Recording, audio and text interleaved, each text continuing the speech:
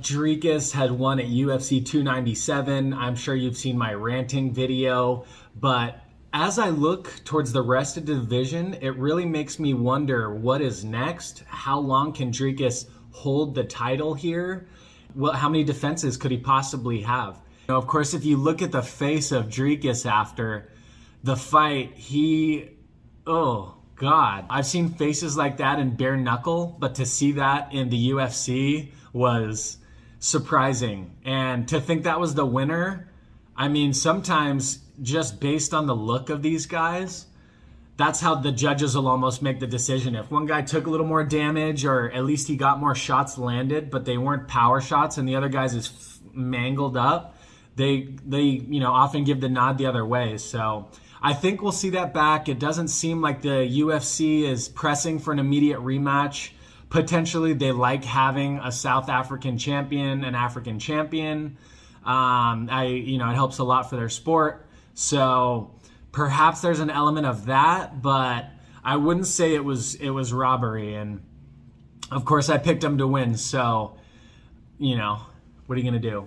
As I look at the list of middleweights, I'm not convinced that someone even in the top 5 could take it from him. I think Israel Adesanya has the best chance here, but there's contenders outside of the top 5 that I like even more, namely Khamzat Chimaev. Looking at the rankings, we also see Paulo Costa up there, higher rated than Khamzat. Yeah, and it actually looks like Paulo Costa and Robert Whittaker are in fact set to fight on UFC 298. What are your guys' thoughts there? I would probably say Robert Whittaker. I think Paula is a big juicehead turkey. He's definitely rolled over a lot of the smaller competition, I think, with his size, his brute strength, and just toughness. But the way that Adesanya picked him apart was less than convincing that he would see any kind of championship caliber, level fights from this point on. And I mean, it kind of felt like we just got the cheat code for beating Paula, and he just really wasn't that good. So, and I say Paula because he's a woman. Back to Dricus, gonna take a quick peek. So we have Sean Strickland, and you know what? Let's not glaze over that too quickly either.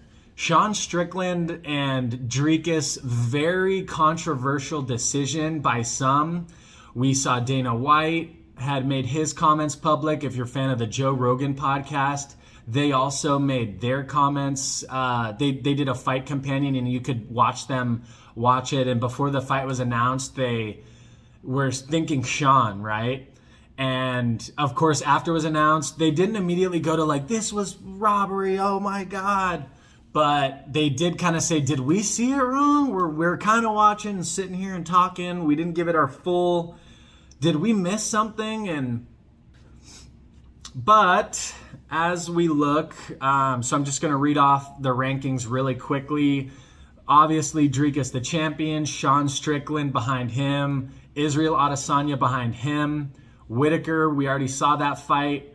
I doubt a rematch would go any more favorably. Jared Cannonier, the gorilla.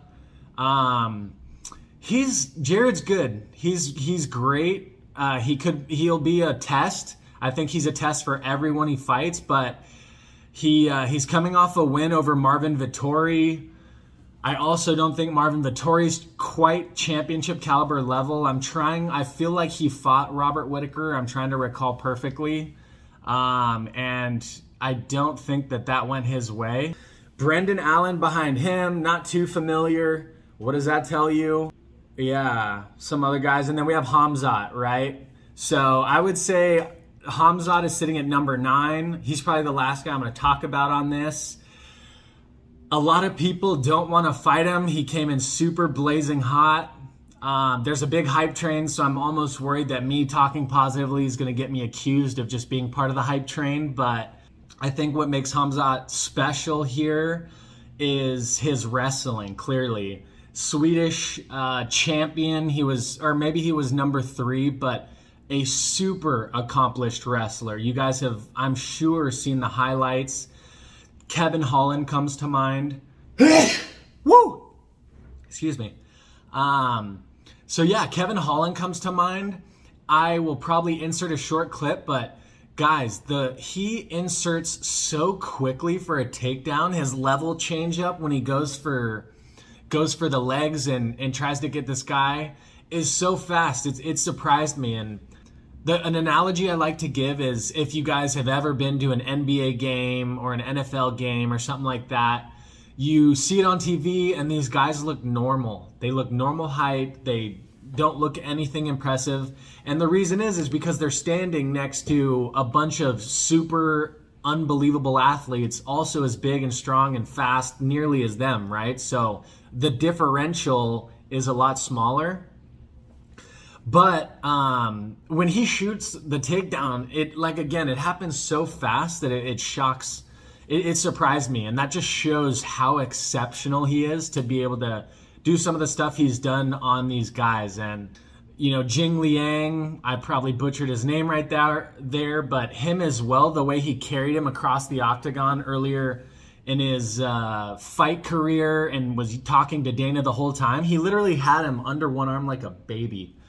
So his wrestling is just going to be too much. And Habib and their camp has said it best. The Lifetime grapplers have such an understanding of balance, weight placement, skill, where you need to be, where their body weight needs to be, all of these nuanced concepts that just takes a lifetime. You can't do this stuff in a year, 2 years, 5 years.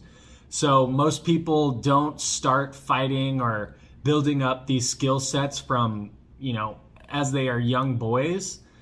And it's just too much to overcome. That's why we see guys like Islam Makhachev, Khabib, and others with these super heavy grappling bases that are going to be champions. And, to just speak on Makhachev for a minute, who could contest him? Have we seen anybody?